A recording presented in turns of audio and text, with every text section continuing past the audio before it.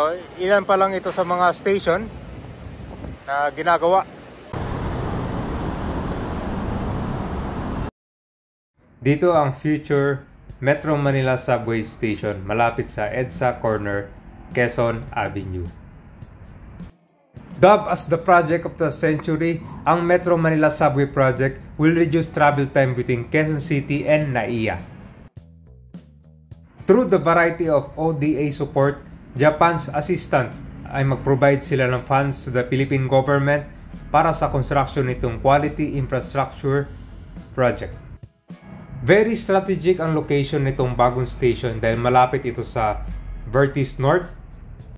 Napakabilis ng rise and development ngayon dito sa Vertis North. Marami nitong mga naglalaki ang mga gusali. Itong dalawang station, Quezon Ave at saka itong East Avenue. So ito naman yung flyover kabayan dito sa Quezon City. So ang ma-update natin na project ngayon malapit doon sa Quezon Avenue.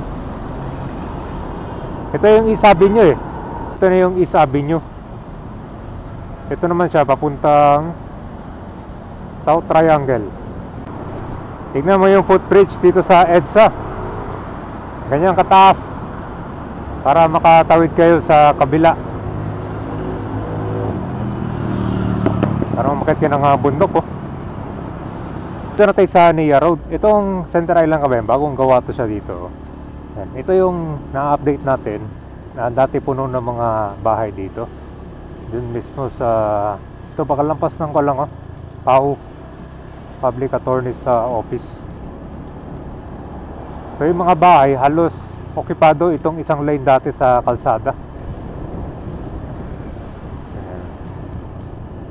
Ito so, ngayon wala na, di ba? Pero puno ng mga parkingan at saka obstruction naman dito sa kalsada. Sa likod pa, kung makikita nyo yung aerial view. So pupunta tayo ngayon doon naman malapit sa Quezon Avenue dahil doon meron na mga construction works ang ginagawa para sa Metro Manila Subway Station. Malapit sa kuwan to, Centris. Ano, halos okupado pa rin yung one lane ngayon.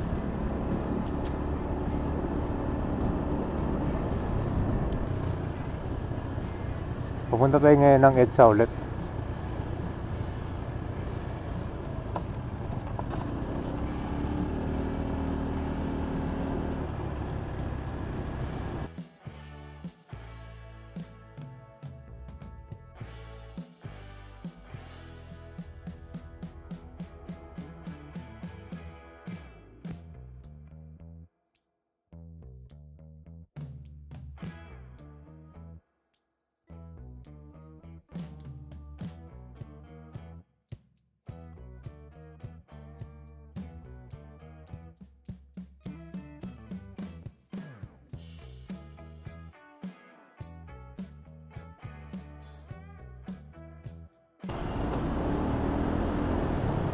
Okay, nandito na tayo sa EDSA Corner, Quezon Avenue.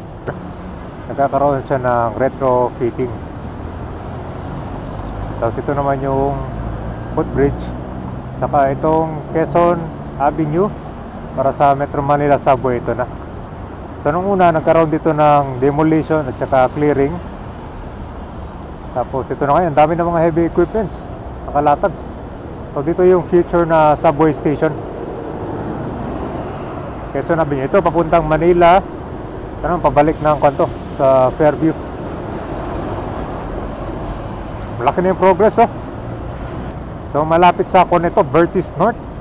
Ito yung magiging siguro panibagong central point nitong Quezon City pag meron ng subway yan dyan. Ito na yung Quezon Avenue.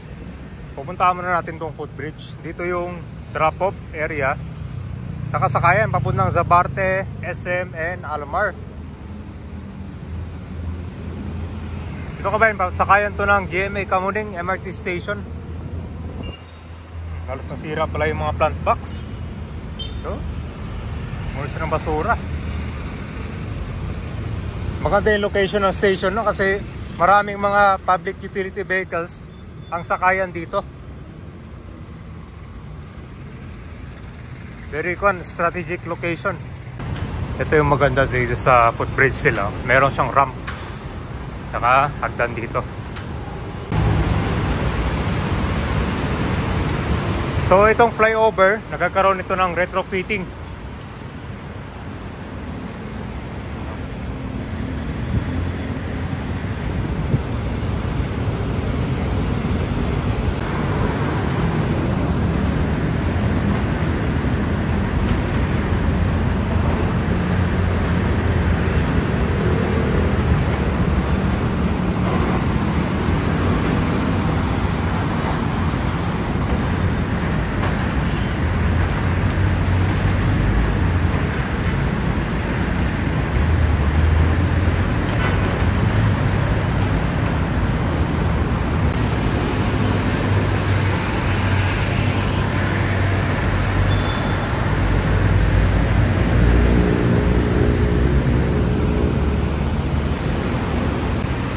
Wow! May mga gamit na rin pala na nakalatag. Ayan.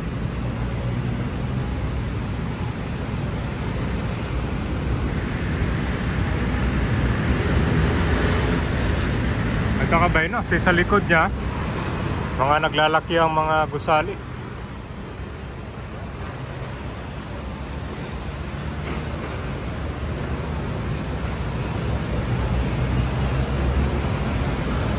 So, Metro Manila Subway, simula dun sa Quezon City hanggang sa may Naiya, dun sa Pasay. So, ilan pa lang ito sa mga station na ginagawa. So, mga ilang minutes lang ay ito na yung Vertis North. Ito yung mixed-use development in Quezon City.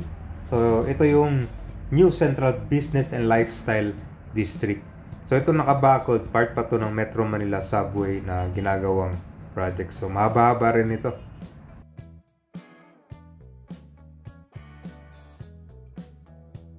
Halos 50% ng land area dito ay allocated siya for commercial and office space.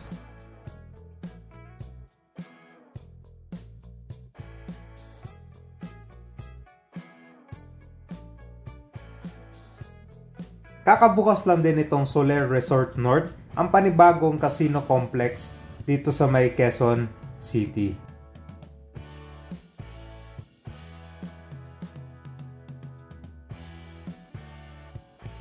Mas maraming mga rooms and electronic gaming machine.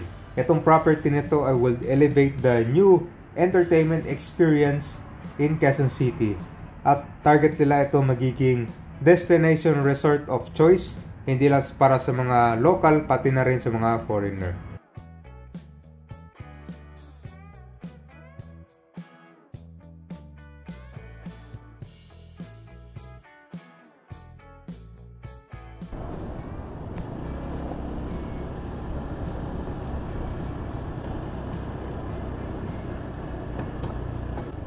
Okay, nandito na tayo. Ito siya, papunta na sa North Avenue.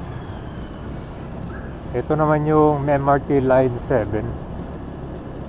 Ang daming mga projects dito malapit sa SM North. Ito, Ayala Malls, Trinoma, Vertis North. Grabe, no?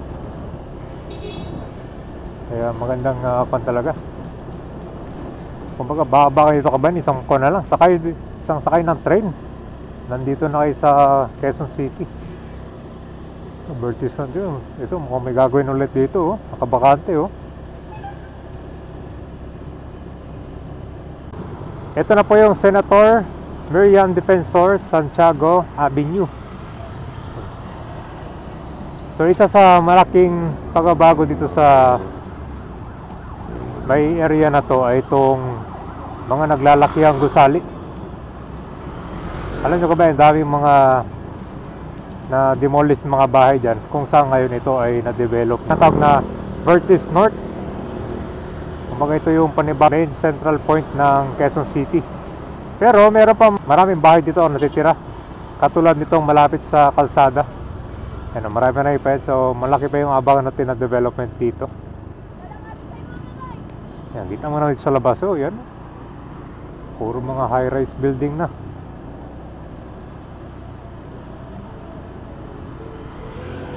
Halos okupado pala itong isang lane. Pero kadami pa yung mga kon pa lang.